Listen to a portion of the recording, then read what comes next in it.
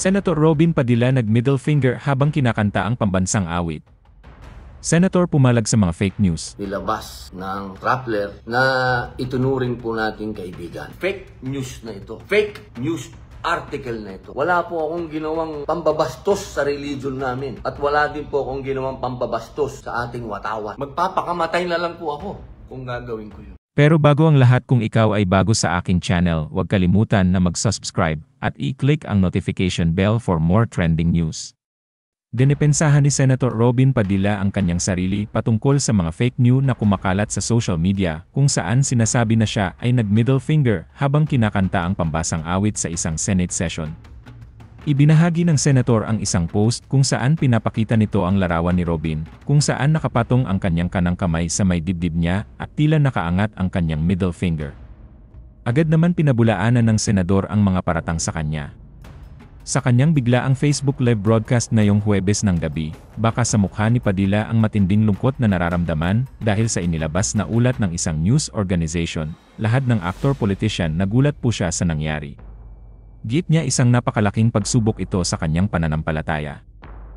Inihayag din niya ang pagkadismaya niya sa news organization kung bakit nila nagawa ito dahil matagal na niya itong kakilala at kaibigan. Alam niya kung may pagkakamali siya ay dapat lang banatan o gawan ka ng issue kahit magkakaibigan kayo. Pero ito ay hindi umano nangyari dahil ito ay banal sa kanilang mga Muslim. May kinalaman daw sa kanyang relihiyon bilang Muslim ang pwesto ng index finger o hintuturo kapag inaawit ang Philippine National Anthem. Sabi pa ni Robin na hindi nila pwedeng gawing kabastusan ito. Git pa niya na magpapakamatay na lang siya kung gagawin niya yon. Hinihingi naman ng Senator na huwag muna sana itong gawing kalokohan dahil ito ang pundasyon ng lahat ng paniniwala ng Muslim.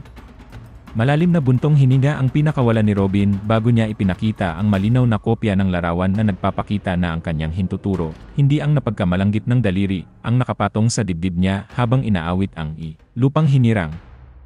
Nanawagan din si Robin na huwag paniwalaan ang lumabas na fake news.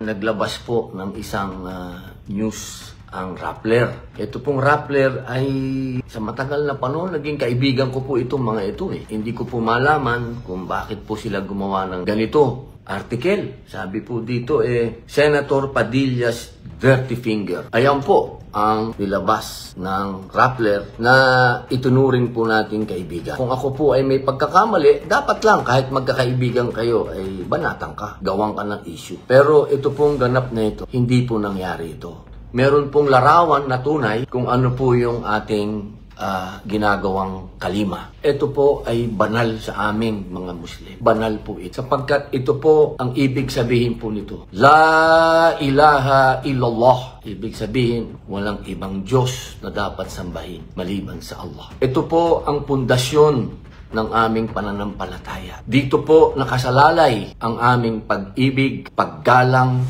pagsunod sa Panginoong Allah. Hindi po namin pwedeng gawin. Kabastusan po ito. Magpapakamatay na lang po ako kung gagawin ko. Hinihingi ko po na wag po na sana natin itong gawing kalokohan. Dahil ito po ang pundasyon ng lahat ng pananampalataya ng Muslim. Kaya sana, mga kaibigan ko sa Rappler, wag naman ganyan. Wag naman yung pananampalataya ko po ang inyong banatan. Hindi ko naman po kayo pinipigilan kung meron po akong ginawang pagkakamali. Banatan nyo ako kahit magkakaibigan tayo. Pero pagdating po sa pananampalataya namin, Allahu Akbar, nagpapakamatay po kami para sa pananampalataya. Handa po namin ibigay ang buhay namin sa Allah. Ito po yung original. Ayan po. Makikita nyo po, wala po akong ginawang pambabastos sa religion namin. At wala din po akong ginawang pambabastos sa ating watawat. Kaya mga kababayan, nagpipigil po ako kasi ang sabi ng Allah, ang sabi ng Rasul, pag inaapi ka at ikaw ay magpakumbaba,